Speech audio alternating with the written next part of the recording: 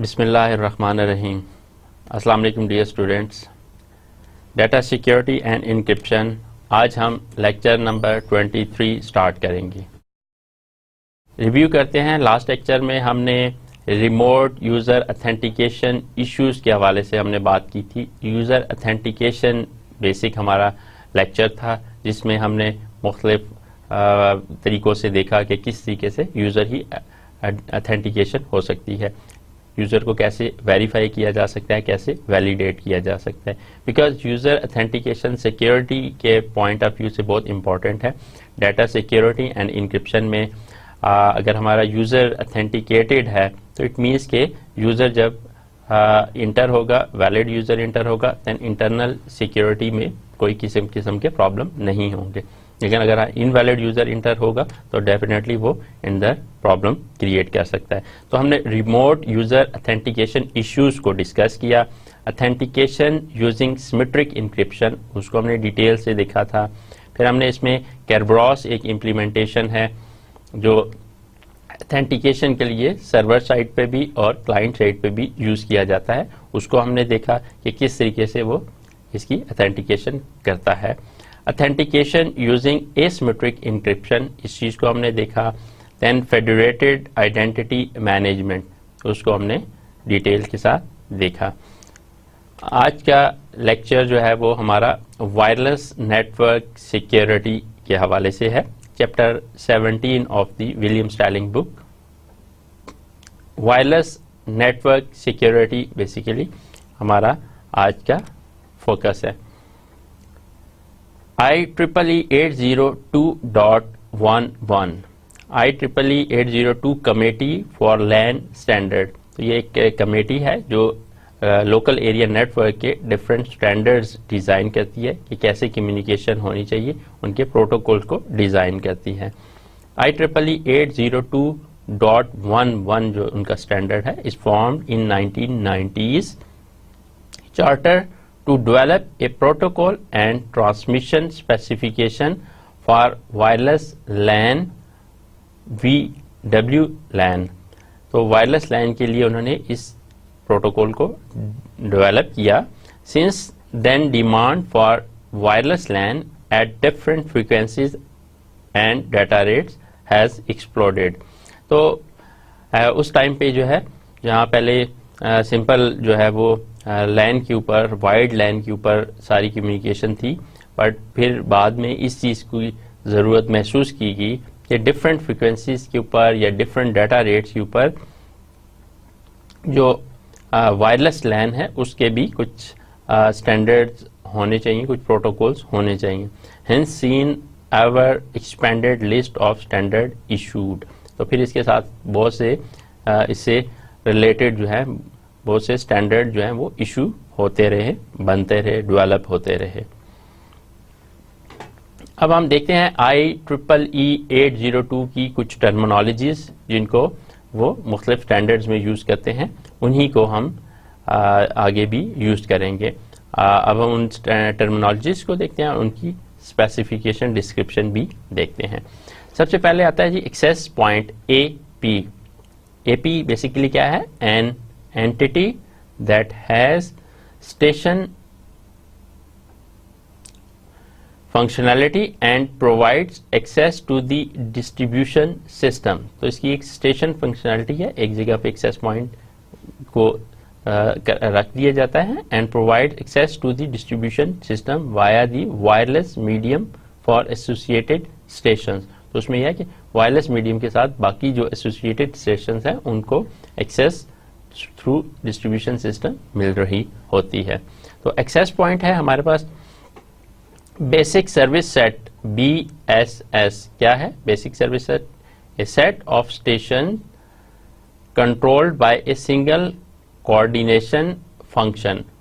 हमारे पास एक set of stations है, ठीक है, BSS, set of stations controlled by a single coordination function. Coordination function basically क्या है? The logical function that determines when a station operating within a BSS is permitted to transmit and may be able to receive PDUs। PDUs basically क्या है हमारे पास? Protocol data unit. Next हमारे पास आता है डिस्ट्रीब्यूशन सिस्टम, डीएस। डीएस क्या है? A system use to interconnect a set of BSS, मुख्तलिफ BSS है उनको इंटरकनेक्ट करना, and integrate LAN to create an ESS, और सारी जो लैन है उनको एक इंटीग्रेट करना सो दैट हम ESS क्रिएट कर सकें। अब ESS क्या है? ESS extended service set. ESS a set of one or more interconnected BSS and integrated LAN that appear as a single BSS to the LLC layer at any station associated with one of these BSS। तो हमारे पास extended service set है। And then next आता है हमारे पास MAC protocol data unit, MPDU। MAC protocol data unit क्या है? The unit of data exchange between two peer MAC entities using the services of the physical layer। MAC service data unit MSDU क्या है? Information that is delivered as a unit between MAC user। Station क्या है? Any device that contains an IEEE 802.11 conformant MAC and physical layer, ये हमारा station है। तो इस तरीके से हम डिफरेंट जो टर्मिनोलॉजीज हैं उसके अंदर यूज कर रहे हैं और उनकी डिस्क्रिप्शन है जो IEEE 802 के अंदर यूज हो रही हैं। हम बात करते हैं वाईफाई अलायंस की।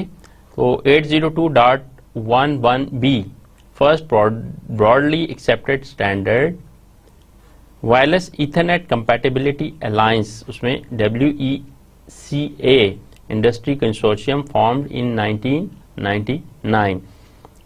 इसका पर्पस क्या था? वायरलेस ईथरनेट कंपैटिबिलिटी अलायंस के to assist interoperability of products, पहला उसका पर्पस ये था। Second, renamed WiFi wireless fidelity alliance, उसको रीनेम किया, and create a test suite to certify interoperability. Initially for 802.11b, later extended to 802.11g। तो शुरू में ये 802.11b से स्टार्ट किया गया, देन इसके अंदर इम्प्रूवमेंट लाएंगी और देन इसको 802.11g पे अभी तक एक्सटेंड किया गया है। Concern with a range of wireless LAN markets, के किस तरीके से वायरलेस लैन मार्केट है, including enterprise, home and hotspot. तो उसमें यह है कि डिपेंड करता है कि वायरलेस कितनी उसकी रेंज है, उस लिहाज से फिर इन सारे जो स्टैंडर्ड्स को डिजाइन किया गया एंड डेवलप किया गया। IEEE 802 प्रोटोकॉल आर्किटेक्चर को हम देखते हैं। इसमें जर्नल IEEE 802 के functions and then specific IEEE 802.11 के फंक्शंस को हम देखते हैं कि किस तरीके से।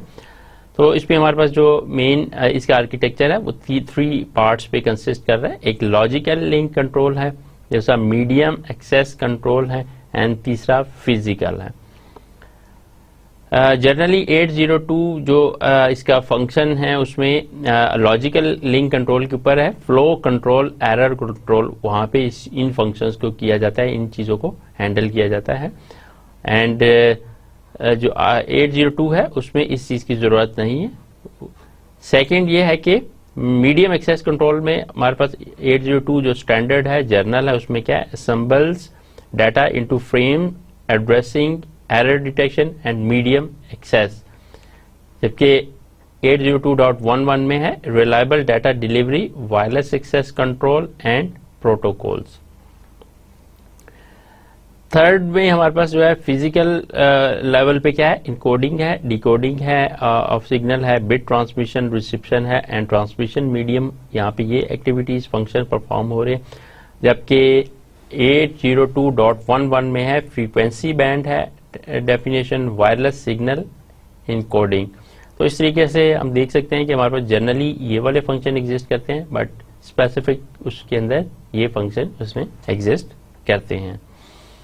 नेटवर्क कंपोनेंट एंड आर्किटेक्चर के हवाले से अगर हम बात करें तो हमारे पास जो एक्सेस पॉइंट्स हैं, for example AP1 and AP2 हैं, तो हमारे पास बेसिक सर्विस सेट BSS, अगर हम इन दोनों को देखें तो हमारे पास डिस्ट्रीब्यूशन सिस्टम में दोनों एक्सेस पॉइंट अगर पड़े हैं तो हमारे पास स्टेशन हम 1 की बात करते हैं, स्टेशन 2 है, 3, 4, 5, 6, 7, 8 मुख्तलिफ जगहों पे डिस्ट्रीब्यूट है। तो ये BSS जो बेसिक सर्विस सेट है उसमें फॉर एग्जांपल 1, 2, 3, 4 इसमें आते हैं, एंड दूसरे जो AP2 के उसमें आते हैं उसमें 1, 6, 7, 8, यहाँ पे 2, 3 एंड 4। तो ये सारे जो हैं वो बेसिक सेट सर्विस सेट जो है उसके अंदर उस एक्सेस पॉइंट की रेंज में आते हैं। तो अब इसकी रेंज में ये सारे आ रहे हैं एंड देन इसकी रेंज में ये सारे आ रहे हैं, तो हम इसको network components and it's architecture कहेंगे। इसके अंदर अब हम देखते हैं कि IEEE 802.11 की सर्विसेज क्या क्या हैं, क्या क्या वो प्रोवाइड करते हैं। तो हम यहाँ पे इस टेबल में आप देख सकते हैं सर्विस है, प्रोवाइडेड है और यूज टू सपोर्ट। सर्विस क्या है? Association, authentication, D authentication and dissociation, distribution, integration, MSDU delivery है, प्राइवेसी है एंड री एसोसिएशन है। तो ये सारी सर्विसेज हमारी 802.11 की सर्विसेज हैं। इनको प्रोवाइड कौन करेगा? तो इसके कॉरस्पॉन्डिंग जो है एसोसिएशन डिस्ट्रीब्यूशन सिस्टम हमें प्रोवाइड करता है, ऑथेंटिकेशन स्टेशन करेगा, ये भी स्टेशन, एंड ये तीनों जो है डिसएसोसिएशन डिस्ट्रीब्यूशन ये डिस्ट्रीब्यूशन सिस्टम के थ्रू होंगी, और इसी तरीके से ये दोनों जो है स्टेशन करेगा एंड ये डिस्ट्रीब्यूशन सिस्टम। तो यूज्ड टू सपोर्ट कि MSDU डिलीवरी को सपोर्ट करेगा, लैन एक्सेस एंड सिक्योरिटी को, इसी तरीके से बाकी ये चारों जो है वो MSDU डिलीवरी को सपोर्ट करेंगे, and LAN access and security को एंड MSDU डिलीवरी को। अब हम इसको 802.11 वायरलेस लैन सिक्योरिटी के हवाले से बात करते हैं कि wireless traffic can be monitored by any radio in range not physically connected. अब इसमें ये सारा वायरलेस के ऊपर है, तो जितने भी इस रेंज में फॉल करते हैं ये उनके साथ उस चीज़ को लेके चलता है जो कि फिजिकली ना भी कनेक्टेड हो। तो ओरिजिनल 802.11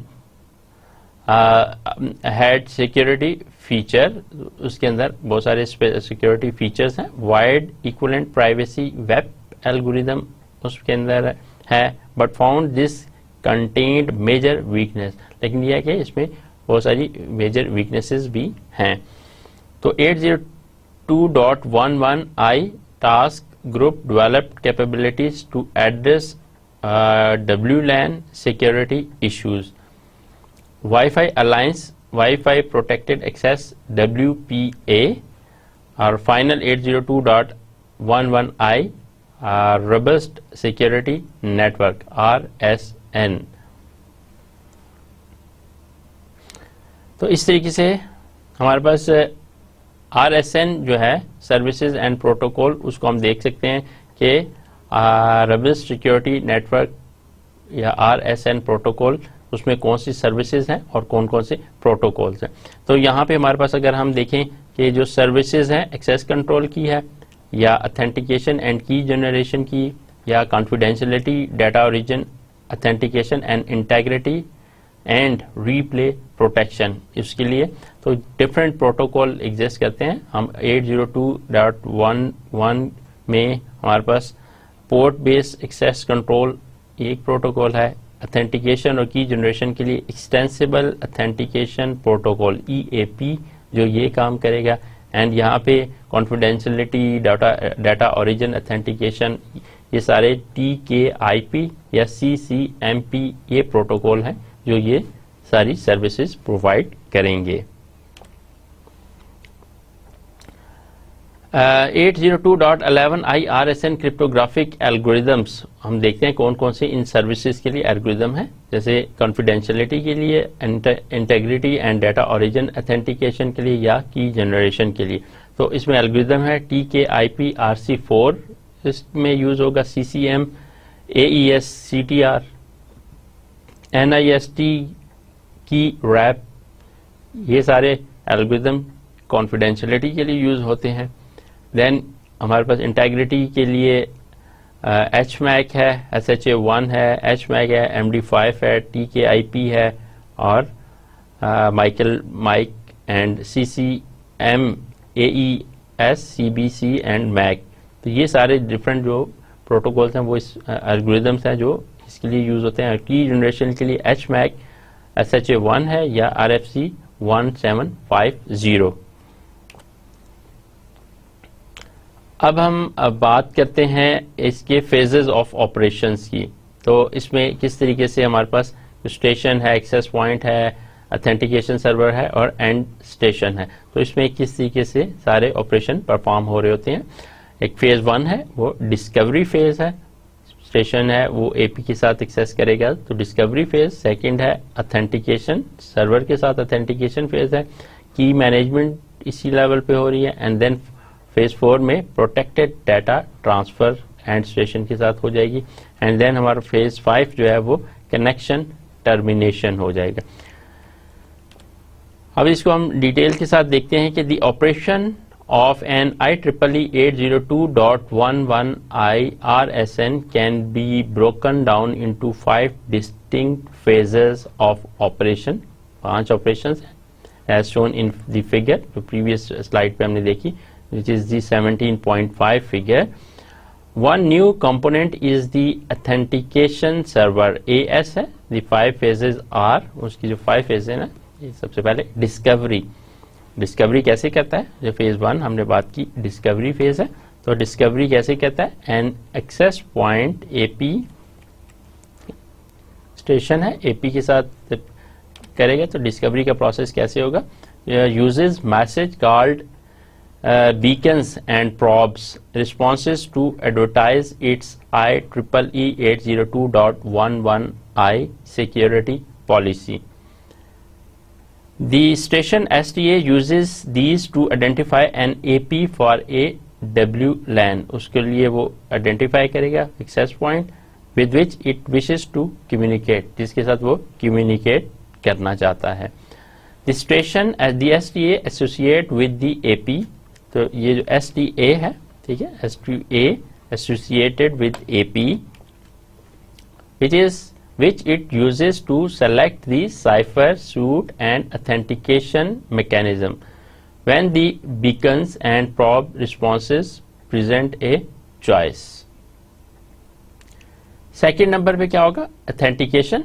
सेकेंड फेज ऑथेंटिकेशन का है, ठीक है। Phase 2 authentication phase. Authentication phase में क्या है, during this phase the STA and AS prove their identities to each other। The access point blocks non-authentication traffic between STA and AS। अब उसके अंदर जो भी non-authentic अगर कोई ट्रैफिक है वो उसको ब्लॉक करेगा and until the authentication transmission is successful। जब उसको अथेंटिकेट करेगा तो वो उसकी ट्रांसमिशन को कंटिन्यू कर देगा, जो अथेंटिकेट नहीं करेगा उसको स्टॉप कर देगा। The AP does not participate in the authentication transaction other than forwarding traffic between STA and AS। तो फिर इसके बाद वो जो है वो authentication सर्वर के पास उसकी जितनी भी है ट्रैफिक को फॉरवर्ड कर देता है। तो authentication स्टेप में authentication सर्वर को के साथ सारी इसकी कम्युनिकेशन स्टार्ट हो जाती है। नेक्स्ट स्टेप है जी की जनरेशन एंड डिस्ट्रीब्यूशन का। तो the access point and the STA perform several operation हैं that cause cryptographic key to be generated. तो इसमें बहुत से फंक्शंस परफॉर्म होंगे जिसमें जो क्रिएट करेगी, रीजन बनेगी, क्रिप्टोग्राफिक कीज जनरेट करेगी and placed on AP and the STA। तो वो AP या STA के ऊपर प्लेस करते हुए जनरेट करेगी और उसको फिर उसमें यूज़ करेंगे।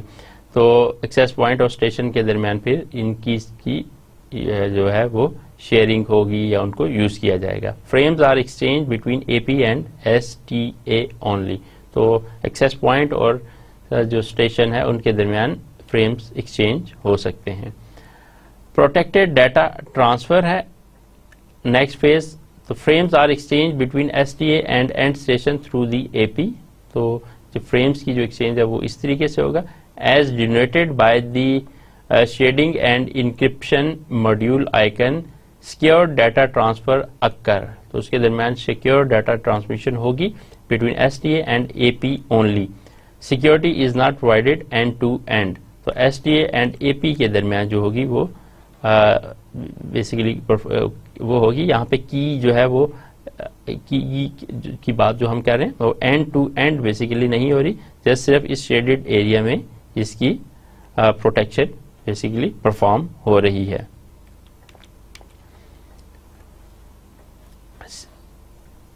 As denoted by shading and the encryption module icon, secure data transfer occurs between STA and AP only. Security is not provided end to end. Okay, and last one is connection termination की बात करते हैं। The AP and STA exchange frames. During this phase, the secure connection is torn down and the connection is restored to the original state. तो इस तरीके से फिर ये जैसे AP और उनके दरमियान फ्रेम्स की एक्सचेंज होती है एंड देन फिर उनकी कम्युनिकेशन कंप्लीट होती है, एंड टू एंड कंप्लीशन के बाद कनेक्शन जो है वो टर्न डाउन हो जाता है एंड कनेक्शन जो है वो ओरिजिनल स्टेट पे रिस्टोर हो जाते हैं। 802.11i की डिस्कवरी एंड अथेंटिकेशन फेज को हम देखते हैं कि किस तरीके से डिस्कवरी या अथेंटिकेशन हो रहा होता है। तो अब सबसे पहले हम देखते हैं कि हमारे पास कोई भी स्टेशन है, एक्सेस पॉइंट है और अथेंटिकेशन सर्वर है। स्टेशन में यह है कि station send a request to join network. कोई भी स्टेशन किसी नेटवर्क को ज्वाइन करना चाहता है तो प्रॉब रिक्वेस्ट जाती है एंड उसके बाद एक्सेस पॉइंट उसको प्रॉब रिस्पॉन्स देगा। तो access point rent possible security parameter security capability set पर दी सिक्योरिटी पॉलिसी। तो जो सिक्योरिटी पॉलिसी है उसके मुताबिक उसको रिस्पॉन्स देगा। Station sends a request to perform null authentication. फिर उसके बाद वो नल अथेंटिकेशन की रिक्वेस्ट करता है। ओपन सिस्टम अथेंटिकेशन रिक्वेस्ट जाती है and then AP performs null authentication. वो नल अथेंटिकेशन करके ओपन सिस्टम अथेंटिकेशन रिस्पॉन्स दे देगा। देन अगेन स्टेशन की तरफ से sends a request to associate with AP with security parameter. तो वो एसोसिएशन की रिक्वेस्ट जाती है। तो AP send the association security parameter, वो उसको सेंड करते हैं और ये पैरामीटर रिस्पॉन्स आता है एसोसिएशन का एंड देन फिर station set select security parameter. तो इस स्टेज पे ये इसके सिक्योरिटी पैरामीटर्स जो है वो सिलेक्ट हो जाते हैं। फिर नेक्स्ट स्टेप पे क्या है कि हमारे पास इसकी 802.1x कंट्रोल पोर्ट ब्लॉक, इसमें हमारे पास इसकी रिक्वेस्ट जाती है एंड देन इसका रिस्पॉन्स आता है एंड एक्सेस पॉइंट की रिक्वेस्ट जो है एक्सेस रिक्वेस्ट आती है EAP रिक्वेस्ट। तो देन फिर हमारे पास नेक्स्ट स्टेप में क्या है कि एक्सेप्ट करता है EAP सक्सेस की मटेरियल। जब उसकी रिक्वेस्ट है उसको सक्सेस करता है एंड देन ये EAP को सक्सेस कंप्लीट सक्सेस AP कर देता है। तो इस तरीके से हमारे पास पूरी जो इसकी 802.11i की डिस्कवरी एंड अथेंटिकेशन फेज ये सारा प्रोसेस होता है कि किस तरीके से एक क्लाइंट है, एक स्टेशन है, वो एक्सेस पॉइंट उसको उसकी रिक्वेस्ट को करता है, अथेंटिकेट करता है एंड देन फिर एक्सेस पॉइंट और फिर देन एक्सेस जो रिक्वेस्ट है अथेंटिकेशन सर्वर के पास अथेंटिकेट होके देन ये हमारा पूरा अथेंटिकेशन का प्रोसेस परफॉर्म होता है। We now look into more detail at the RSN phases of operation, beginning with the discovery phase, which is illustrated in the upper portion of the styling figure 17.6, जो कि हमने previous slide में देखा, उसका upper portion जो है वो authentication phase को रिप्रेजेंट करता है. The purpose of this phase is for an STA and an AP to recognise each other. तो अब ये ऑथेंटिकेशन क्या है कि दोनों एक्सेस पॉइंट जो AP है और जो स्टेशन है वो एक दूसरे को रिकग्नाइज कर सकें. Agree on a set of security capabilities. Establish an association for future, इसके साथ एसोसिएशन कहता है फॉर फ्यूचर कम्युनिकेशन यूजिंग दो सिक्योरिटी कैपेबिलिटीज. उन कैपेबिलिटीज को देखते हुए इसके साथ सिक्योरिटी उसके साथ फ्यूचर कम्युनिकेशन कहता है. Confidentiality and MPDU integrity protocol for protecting unicast traffic. Authentication method cryptographic key management approach. Confidentiality and integrity protocol for protecting multicast या broadcast traffic are dictated by the AP. Since all STAs in a multicast group must use the same protocol and cipher, उसको same protocol को use करते हैं. The specification of a protocol along with the chosen key length, if variable, is known as a cipher suit. So, the option for the confidentiality and integrity cipher suits are as follows. तो उनके लिए हम confidentiality और integrity जो cipher suit है उसमें यह है कि हम WEP web यूज करते हैं with either a 40-bit or 104-bit key for backward compatibility. तो इसमें TKIP, CCMP, vendor specific methods. The option for the authentication and key management AKM suite are, तो उसके लिए क्या है हमारे पास IEEE 802 का .1x प्री शेयर्ड की vendor specific method. तो हम जो इसके लिए यूज करते हैं ऑथेंटिकेशन के लिए वो ये यूज करेंगे, इन स्टैंडर्ड्स को यूज करेंगे. The discovery phase consists of 3 exchange. Discovery phase में 3 एक्सचेंज परफॉर्म हो रहे हैं. एक network and security capability discovery. Second है open system authentication and association.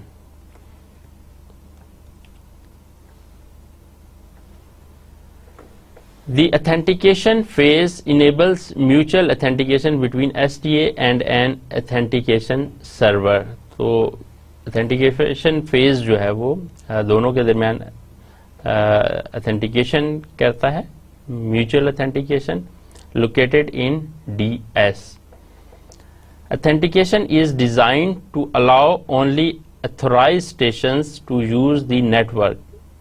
तो ऑथेंटिकेशन इस तरीके से डिज़ाइन की जाती है कि जो अथोराइज स्टेशंस हैं जो नेटवर्क को यूज़ कर रहे हैं, and to provide the STA with assurance that it is communicating with a legitimate network. तो वो इस चीज़ की एश्योरेंस भी देता है कि वो एक लेजिटिमेट नेटवर्क के साथ कम्युनिकेट कर रहा है. The lower part of the figure 17.6 shows the IEEE 802.11 MPDU exchange for this phase. तो अब हम बात करेंगे IEEE 802.1x access control approach.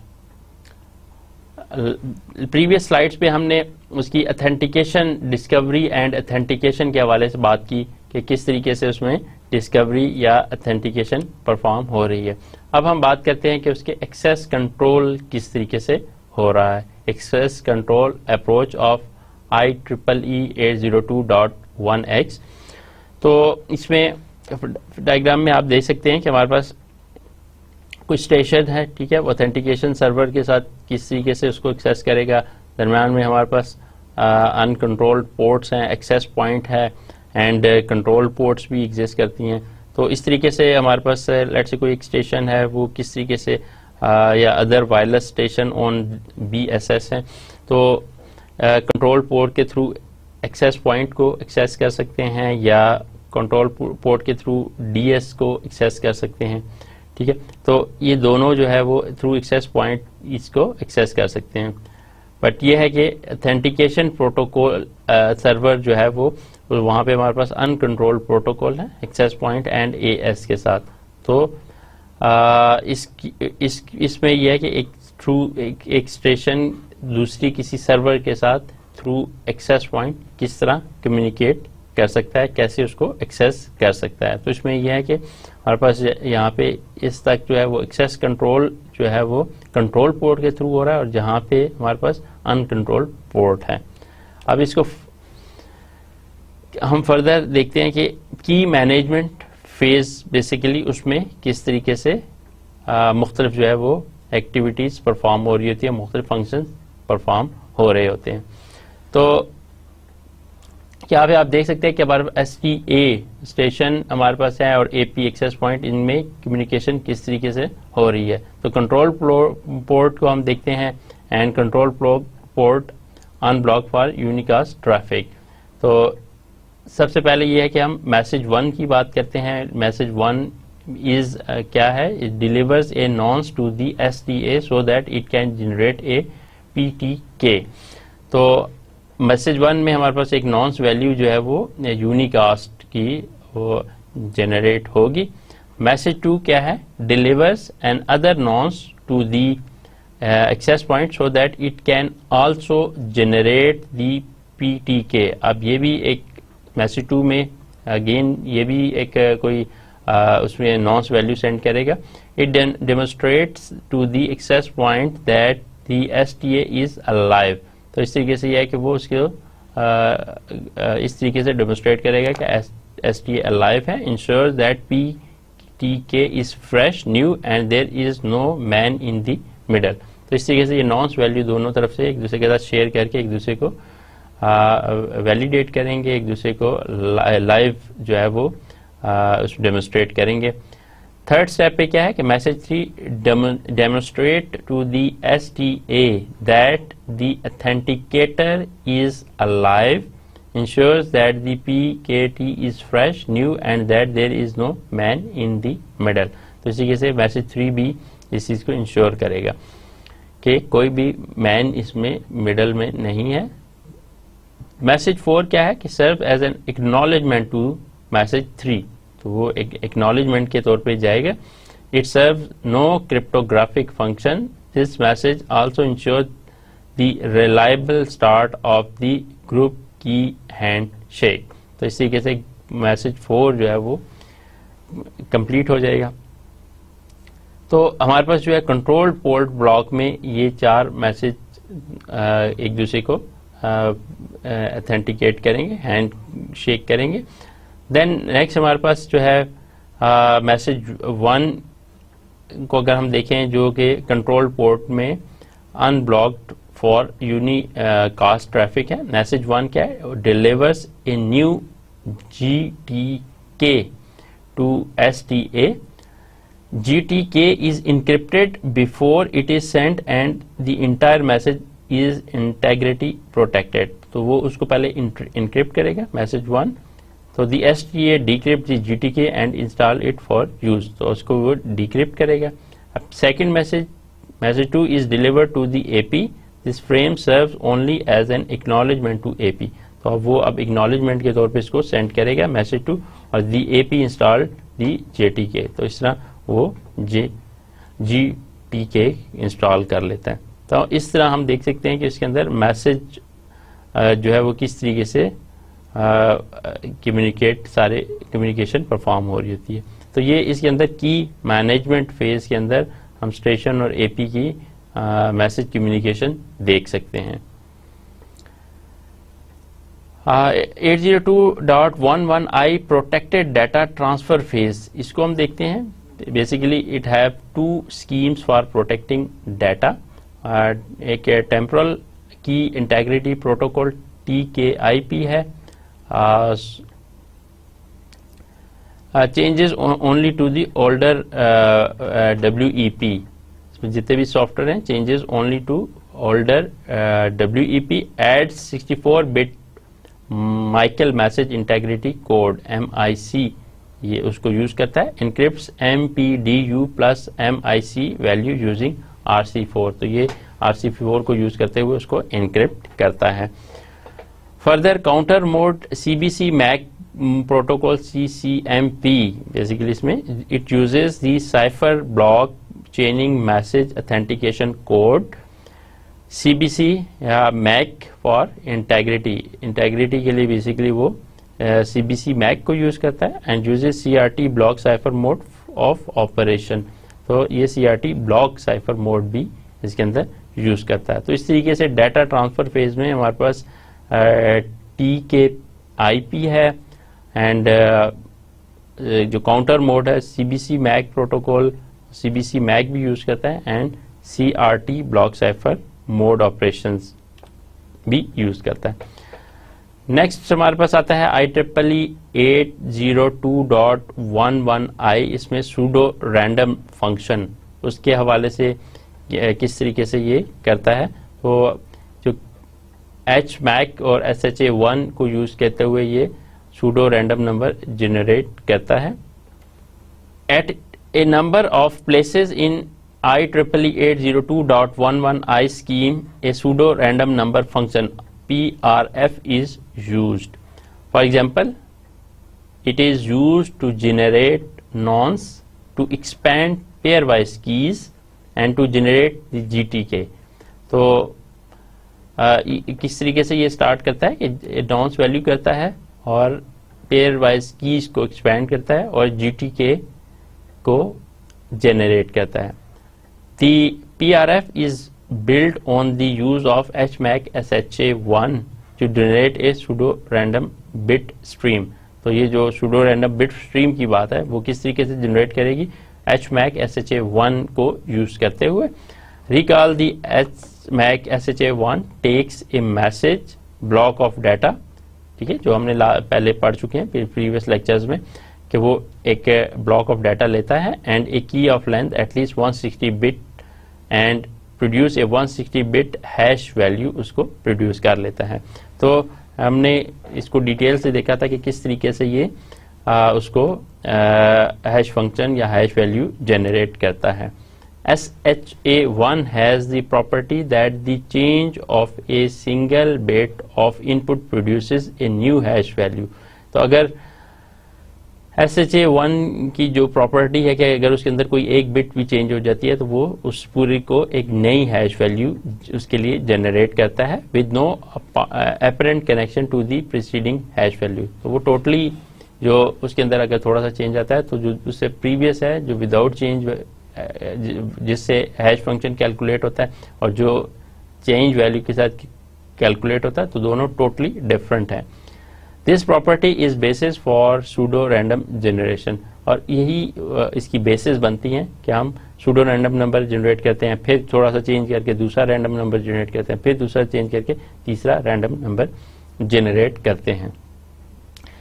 दी IEEE 802.11i PRF takes 4 parameter, 4 parameter लेता है, ए सीक्रेट की के, an application specific text string A, some data specific to each case B, and the desired number of pseudo random number len as input।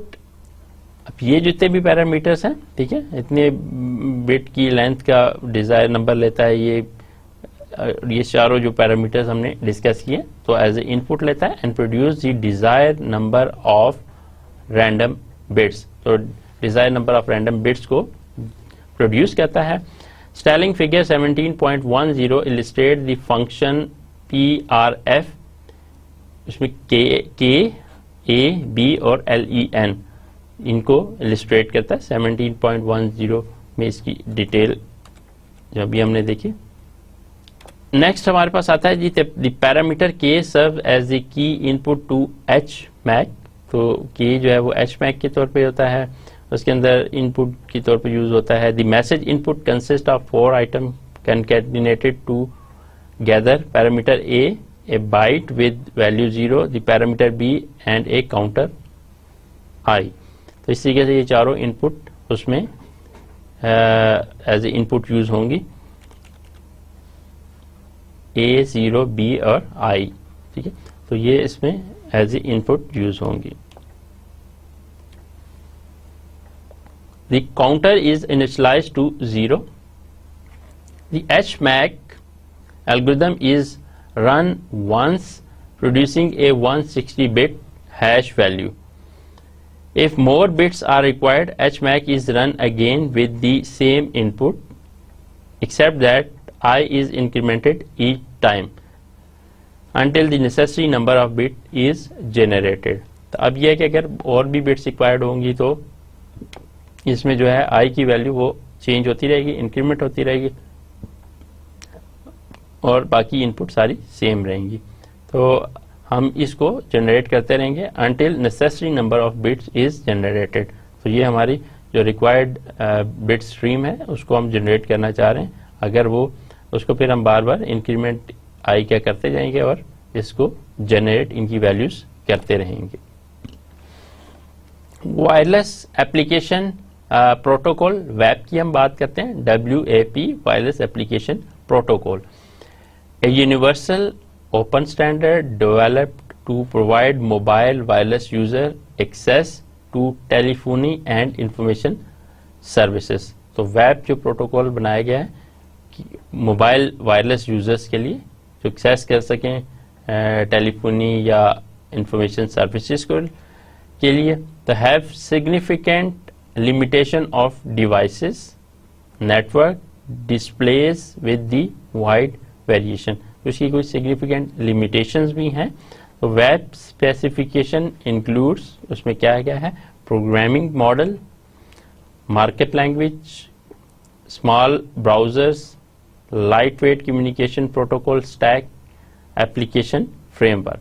तो web जो है वो हमने एक जैसे बात की कि टेलीफोनी या इंफॉर्मेशन सिस्टम की उसके लिए यूज़ किया जाता है और इसमें मुख्तलिफ किस्म की जो इसकी कुछ लिमिटेशंस भी हैं और इसकी जो स्पेसिफिकेशन है उसमें हम देखते हैं कि कौन सा प्रोग्रामिंग मॉडल यूज़ किया है, कौन सी मार्कअप लैंग्वेज है, ब्राउज़र इसका स्मॉल है, light weight communication protocol stack use करता है और एप्लीकेशन फ्रेमवर्क को यूज़ करता है।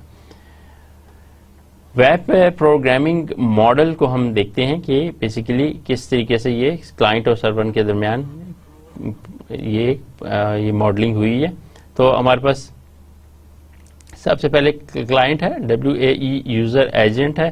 तो इनकोडेड रिक्वेस्ट करेगा थ्रू गेटवे, ओरिजिनल सर्वर के पास जाएगी रिक्वेस्ट। तो इनकोडर्स एंड डिकोडर्स हमारे पास इस गेटवे पे एग्जिस्ट करते हैं।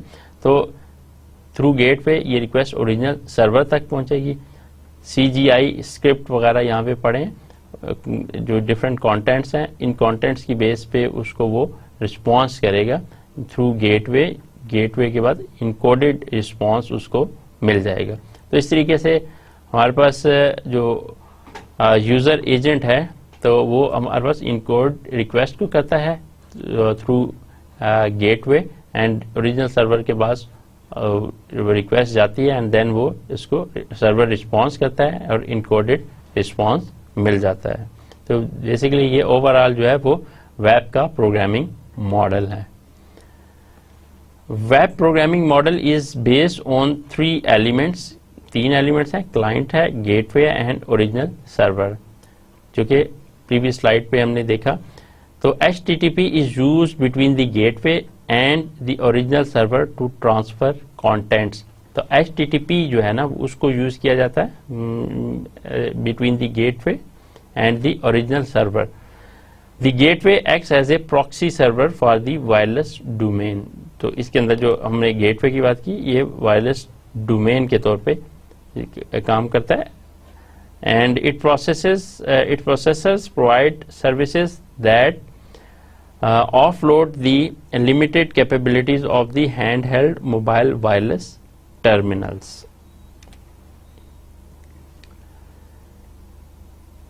For example, the gateway provide DNS services। ठीक है, अगर हम बात करते हैं फॉर एग्जाम्पल के वो गेटवे DNS सर्विसेज प्रोवाइड करता है, converts between web protocol stack and the WWW stack, HTTP and TCP/IP। तो उसके दरमियान अगर DNS सर्विसेज प्रोवाइड करता है तो वो इनकी कन्वर्जन करेगा।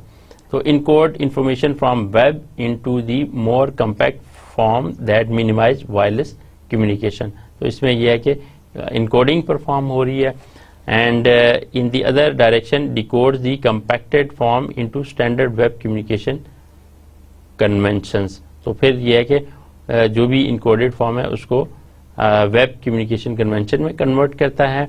And then gateway also caches frequently request information, उसको कैश भी करता है।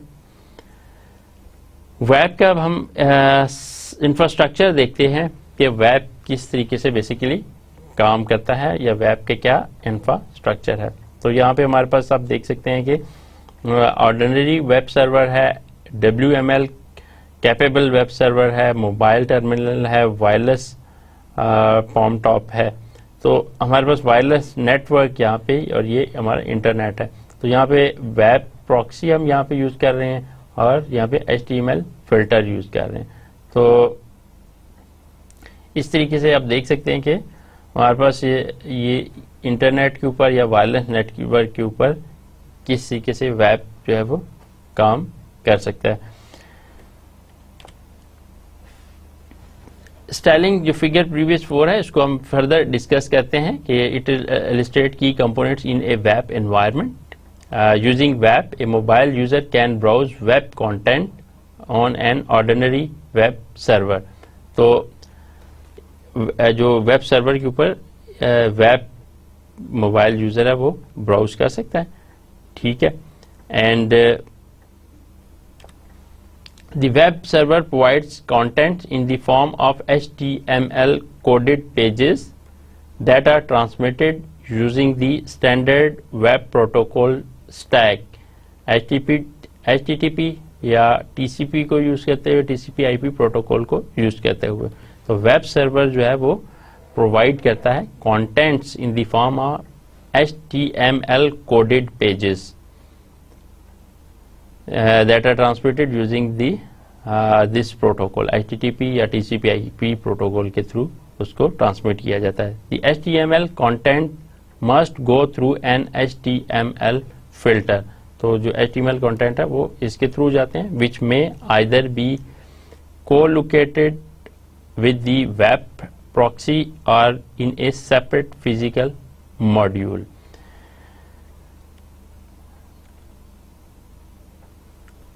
हमारे पास यहाँ पे HTML और वेब प्रॉक्सी HTML फिल्टर है। The HTML content must go through an HTML filter। तो HTML के जितने भी वो हैं वो थ्रू दिस फिल्टर जाएंगे, which may be either be co-located with the web proxy in a separate physical module। तो ये हमारे वेब प्रॉक्सी में भी वो मे बी सेपरेट मॉड्यूल में co-located है। Web infrastructure the filter translate the HTML content into WML content. तो ये WML कंटेंट में इसको कन्वर्ट करेगा, ठीक है।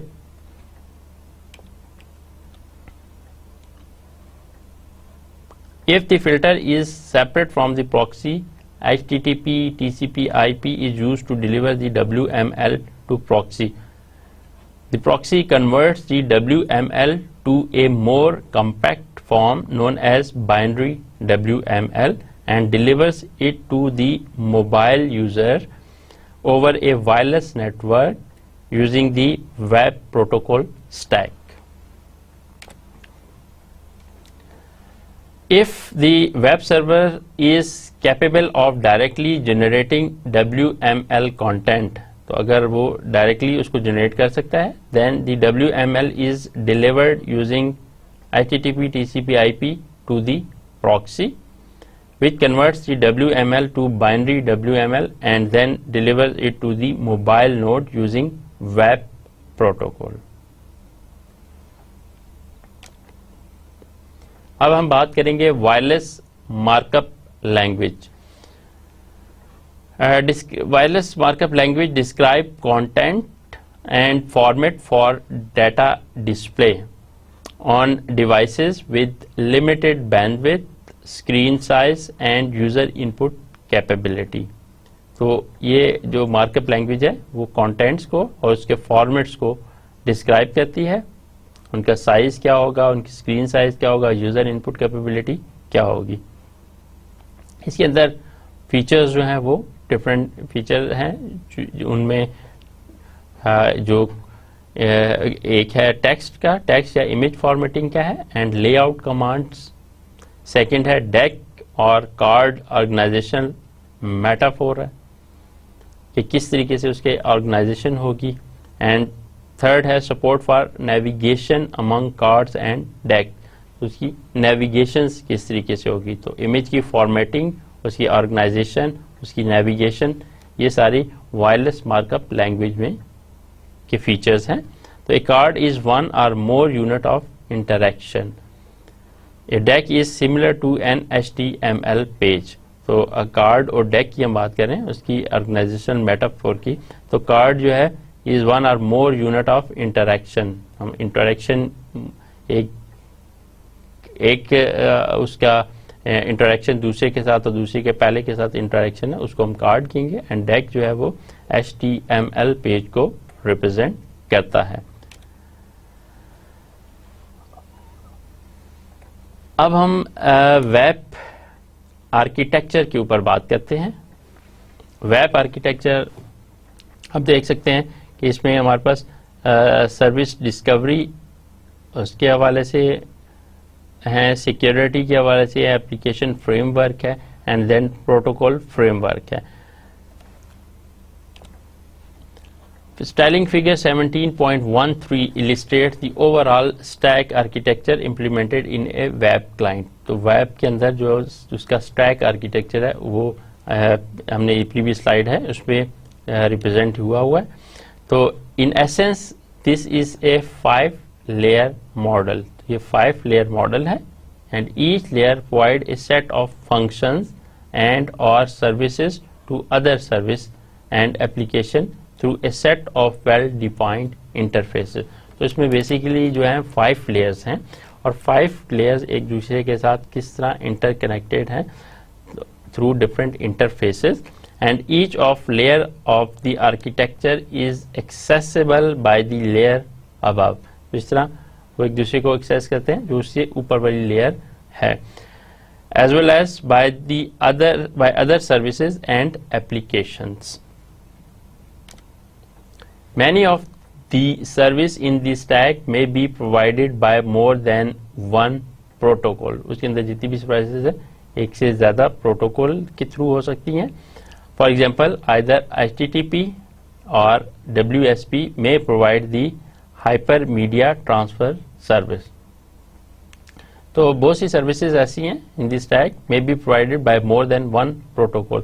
तो हम वहाँ पे डिफरेंट सर्विसेज हैं, बहुत सारे प्रोटोकॉल्स हैं, तो एक सर्विस है डिफरेंट प्रोटोकॉल दे सकता है। फॉर एग्जांपल जैसे HTTP या WSP है तो मे प्रोवाइड ये हाइपर मीडिया ट्रांसफर सर्विस है तो उसमें हमें HTTP भी प्रोवाइड कर सकता है एंड WSP भी प्रोवाइड कर सकता है। Common to all 5 layers are a set of services that are accessible by multiple layers. These common services fall into 2 categories: security services and service discovery। तो basically जो common services हैं उनकी 2 categories हैं, इसमें एक सिक्योरिटी सर्विस आ रही है, दूसरी है service discovery. The web specification includes mechanism to provide confidentiality। उसके अंदर क्या क्या इंक्लूड है, जो वेब के स्पेसिफिकेशन, कॉन्फिडेंशियलिटी प्रोवाइड करना, इंटेग्रिटी प्रोवाइड करना, ऑथेंटिकेशन एंड नॉन रिप्यूडिएशन। तो ये 4 चीज़ें प्रोवाइड करना वेब की स्पेसिफिकेशन है। There is a collection of service discovery services that enable web client and web server to determine capabilities and services. The wireless application environment WAE specifies an application framework। ठीक है, WAE एक application framework को specify करता है for wireless devices such as mobile telephone, pagers and PDAs। तो ये उनके लिए एक एप्लीकेशन फ्रेमवर्क प्रोवाइड करता है। In essence, the WAE consists of tools and formats that are intended to ease the task of developing applications and devices supported by web. तो जो WAE consists of tool and format, इसमें tools and format पे basically consist कर रहा होता है, that are intended to ease the task of developing application, different type की application develop करना चाह रहे हैं तो उसके लिए हमें easiness provide करता है, and devices supported by web। तो इस तरीके से हम मुख्तलिफ किस्म की जो एप्लीकेशन है यूजिंग वेब डेवलप कर सकते हैं। अब हम बात करेंगे वेब के प्रोटोकॉल्स के हवाले से कि वेब के प्रोटोकॉल्स कौन कौन से हैं। तो उसमें हम देखते हैं कि वायरलेस सेशन प्रोटोकॉल WSP है। तो वायरलेस सेशन प्रोटोकॉल बेसिकली क्या है कि जी provide applications to session services. Second क्या है, connection oriented and connectionless, दोनों के लिए इसे यूज किया जा सकता है, and based on HTTP with optimization. HTTP के ऊपर ये बेस कर रहा है।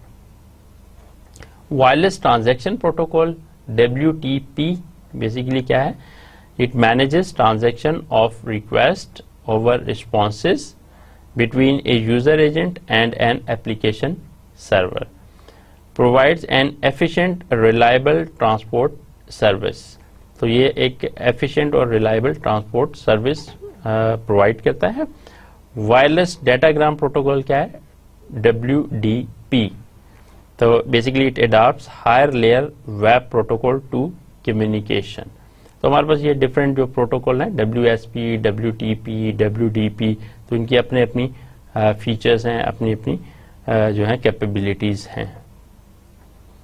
Wireless transport layer security WTLS, अब इसको हम देखते हैं कि it provide security services between mobile devices, client and web gateway. तो इसके दरमियान ये बेसिकली सिक्योरिटी प्रोवाइड करता है, provide data integrity, privacy, authentication and denial of service protection. तो ये जो WTLS है ये हमें ट्रांसपोर्ट लेयर पे सिक्योरिटी प्रोवाइड करता है, जिसमें इंटेग्रिटी है, privacy, authentication and denial of service include है। तो ये बेस करता है ऑन TLS के ऊपर, more efficient with fewer message exchange. तो एफिशिएंट है and use WTLS between the client and gateway. तो ये वायरलेस ट्रांसपोर्ट लेयर सिक्योरिटी को यूज करता है। Use TLS between gateway, transport layer security between gateway and target servers के ऊपर। तो web gateway translate wireless transport layer security या transport layer security. WTLS sessions and connections की अगर हम बात करें तो इसकी कनेक्शन सिक्योर कनेक्शंस हैं। A transport providing a suitable type of service. Secure connections are transient. Every connection is associated with one session. Secure session, अगर उस हवाले से कनेक्शन की बात करें एंड देन सेशन के हवाले से बात करें तो an association between a client and A server है, एक सिक्योर सेशन बनाता है और फिर हैंडशेक प्रोटोकॉल के थ्रू इसको क्रिएट किया जाता है। Defined set of cryptographic security parameter उनको डिफाइन करता है and shared among multiple connections के दरमियान इसको शेयर किया जाता है। WTLS प्रोटोकॉल आर्किटेक्चर को हम देख सकते हैं। WTLS handshake protocol, then WTLS change cipher specification protocol, WTLS alert protocol and WTP protocol. तो ये सारे प्रोटोकॉल्स की एक लेयर है। देन WTLS रिकॉर्ड प्रोटोकॉल्स है एंड बेस लेयर में WDP और UDP IP इसमें है। तो इस तरीके से इनको अगर हम देखें तो 3 लेयर्स के ऊपर ये WTLS प्रोटोकॉल का आर्किटेक्चर कंसिस्ट करता है। WTLS is not a single protocol but rather two layers of protocol as illustrated in the figure 17.5. तो अगर हम इसको देखें तो जो ये है मेनली एक सिंगल प्रोटोकॉल नहीं है बल्कि और भी इसमें टू लेयर्स ऑफ प्रोटोकॉल इस पे कंसिस्ट करती हैं. The WTLS record protocol provide basic security service to various higher layer protocols. तो इसके अंदर जो रिकॉर्ड लेयर प्रोटोकॉल है ये बहुत सी सर्विसेज प्रोवाइड करता है. तो इन particular the hypertext transfer protocol HTTP which provides the transfer service for web client interaction. तो web client interaction के लिए हम HTTP यूज करते हैं. can operate on top of WTLS. तो HTTP को हम इसकी टॉप पे यूज कर सकते हैं. Three higher layer protocol are defined as part of WTLS: the handshake protocol, the chain cipher specification protocol, and the alert protocol. तो ये सारे प्रोटोकॉल्स हैं. देन रिकॉर्ड प्रोटोकॉल्स हैं. and WTLS specifies protocols are used in management of WTLS exchange and are examined next. तो ये जो है ना WTLS स्पेसिफिक प्रोटोकॉल ये जो है WTLS एक्सचेंज या उसकी मैनेजमेंट में यूज होते हैं. WTLS रिकॉर्ड प्रोटोकॉल अगर हम उसको देखना चाहें तो उसमें किस तरीके से मुख्तलिफ जो स्टेप वाइज काम हो रहा है. सबसे पहले यूज़र डाटा हमारे पास यहाँ पे है, नेक्स्ट पे है उसको कंप्रेस किया जा रहा है. देन थर्ड लेवल पे जो है वो ऐड मैक उसमें ऐड किया जा रहा है. देन फिर उसको इनक्रिप्ट किया जा रहा है and then append WTLS record header उसके साथ उसको अपेंड किया जा रहा है. तो WTLS रिकॉर्ड प्रोटोकॉल को डायग्रामेटिकली हम इस तरीके से देख सकते हैं कि यूज़र डाटा है उसको हम फिर कंप्रेस करके उसको रिड्यूस साइज कर देंगे. फिर उसमें मैक इसको ऐड किया जा रहा है एंड देन फिर उसको इनक्रिप्ट किया जा रहा है एंड इनक्रिप्ट करने के बाद उसमें WTLS जो है रिकॉर्ड हेडर अपेंड किया जा रहा है. WTLS record protocol takes user data from the next higher layer से डाटा लेता है और जिसमें जो WTP है WTLS हैंडशेक और बाकी प्रोटोकॉल हैं and encapsulate these data in a PDU. The following step occurs. उसमें क्या क्या स्टेप परफॉर्म होंगे. The payload is compressed using a lossless compression algorithm. फिर message authentication code MAC is computed over the compressed data using HMAC.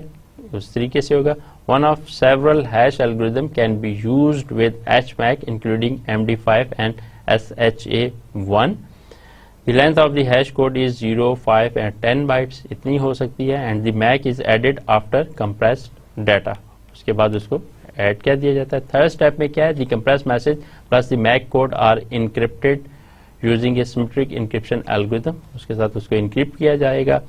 And the allowable encryption algorithm are dash, triple dash, RC5 and IDEA. Fourth step में क्या है. The recorded protocol prepends a header to the encrypted payload. उसके साथ append करता है. The record protocol header the fields as shown in styling figure 17.17. तो इस तरीके से इसके अंदर WTS रिकॉर्ड प्रोटोकॉल का काम या मुख्तलिफ फंक्शन परफॉर्म हो रहे होते हैं हर लेयर के ऊपर. WTLS higher layer protocol change cipher specification protocol है. सिंपलेस्ट है to make pending state current. Alert protocol है use to convey WTLS related alerts to peer. Alerts provide करता है. हैज सिवियरिटी वार्निंग क्रिटिकल या fatal मुख्तलिफ किस्म के जो एरर्स या प्रॉब्लम्स या वार्निंग्स हैं उन तरह के अलर्ट्स प्रोवाइड करता है. एंड स्पेसिफिक अलर्ट टाइप कुछ स्पेसिफिक कोई अलर्ट्स हैं उनको भी करता है. हैंडशेक प्रोटोकॉल क्या है. Allow servers and client to mutually authenticate करते हैं एक दूसरे को and negotiate encryption and MAC algorithms and key. तो जितने भी उसके एल्गोरिथम्स हैं या की है उनके साथ नेगोशिएशन करता है. तो हैंडशेक प्रोटोकॉल किस तरीके से बेसिकली इसके अंदर परफॉर्म हो रहा होता है कि क्लाइंट है और सर्वर है, तो इसके दरमियान जो मुख्तलिफ स्टेप वाइज क्लाइंट है उसको हेलो कहेगा एंड देन सर्वर उसको रिप्लाई करेगा हेलो, एंड देन फिर सर्वर उसको सर्टिफिकेट इशू करेगा, की एक्सचेंज होगी, सर्टिफिकेट की रिक्वेस्ट आएगी एंड सर्वर हेलो कंप्लीट होगा। फिर नेक्स्ट स्टेप पे जो है वो सर्टिफिकेट जो है वो क्लाइंट सर्वर की तरफ सर्टिफिकेट करेगा, client send certificate if requested, तो client send key exchange, client में सेंड सर्टिफिकेट वेरिफिकेशन। तो इस तरीके से क्लाइंट साइड से भी सर्टिफिकेट वेरिफिकेशन है, and then change either suite and finish handshake protocol, तो ये चेंज साइफर स्पेसिफिकेशन है एंड उसको फिनिश करता है, एंड देन सर्वर जो है वो change cipher specification and then finish करता है। तो इस तरीके से हमारे पास हैंडशेक प्रोटोकॉल जो है वो क्लाइंट और सर्वर के दरमियान जो है परफॉर्म होता है। क्रिप्टोग्राफिक एल्गोरिथम WTLS ऑथेंटिकेशन, उसमें कौन कौन से सर्टिफिकेट यूज कर रहे होते हैं, X.509 वर्जन 3 X9.68 यूज कर रहे हैं। Can occur between client and server और क्लाइंट में ओनली ऑथेंटिकेट सर्वर। की एक्सचेंज क्या है, जनरेट्स ए म्यूचुअली शेयर्ड प्री मास्टर की ऑप्शनल यूज सर्वर की एक्सचेंज मैसेज, तो इसमें हमारे पास ये सारी जो है वो की एक्सचेंज यूज हो रही होती हैं। सूडो रैंडम फंक्शन PRF के HMAC बेस्ड हैं या only one hash algorithm agreed during handshake. Master key generation कैसे हो रही है, of shared master secret then derived MAC and encryption key, तो encryption with RC5-3- and ideas उसके through इसमें इंक्रिप्शन परफॉर्म हो रही होती है। Web end to end security के हवाले से अगर हम बात करें तो have security gap end to and, उसमें हमारे पास वायरलेस नेटवर्क है, वायरलेस IP नेटवर्क है, तो वेब डिवाइसेस हैं, वेब गेटवे है एंड वेब सर्वर है, तो इनके दरमियान जो है वो end to end security at gateway between WTLS and TLS domain हो रहा होता है। The basic web transmission model involving a web client, a web gateway and web server results in a security gap. As illustrated in the figure, the mobile devices establish a secure WTLS session with the web gateway. तो WTLS protection domain ये बना लेते हैं, ठीक है, और इधर ये TLS प्रोटेक्शन डोमेन बना लेता है। The web gateway in turn establish a secure SSL और TLS session with the web server. तो इस तरीके से हमारे पास WTLS और जो TLS सेशंस वो इसमें स्टैब्लिश हो जाते हैं। Within the gateway data are not encrypted during the translation process. The gateway is thus a point at which the data may be compromised. So there are number of approaches to provide end-to-end security between the mobile client and the web server. तो मतलब end-to-end security जो है वो important है क्योंकि किसी भी जगह पे भी डाटा कॉम्प्रोमाइज हो सकता है। तो in web version 2 known as web 2 architecture document the web forum defined several protocol arrangements that allow for end to end security, तो उसमें end to end security provide की जाती है। Version 1 of web assumed a simplified set of protocol over the wireless network, तो वो simplified version है, जब web 2 जो है वो इनहांस वर्जन है। And assume that the wireless network did not support IP. Web 2 provides the option for mobile devices to implement full TCP/IP based protocols and operate over an IP capable wireless networks. Summary of the lecture. Students आज के lecture में हमने IEEE 802.11 wireless lens उसको हमने देखा, उसके protocol को overview किया, हमने उसकी सिक्योरिटी के हवाले से उसको देखा। वायरलेस एप्लीकेशन प्रोटोकॉल वेब उसको हमने देखा, उसके प्रोटोकॉल को ओवरव्यू किया। एंड देन लास्ट पे हमने वायरलेस ट्रांसपोर्ट लेयर सिक्योरिटी के हवाले से देखा WTLS के थ्रू हम किस सिक्योरिटी प्रोवाइड कर सकते हैं, एंड देन फिर एंड टू एंड सिक्योरिटी को हमने देखा। तो स्टूडेंट आज के लेक्चर में इतना ही। नेक्स्ट लेक्चर में नए टॉपिक के साथ आएंगे, तब तक के लिए अल्लाह हाफिज़।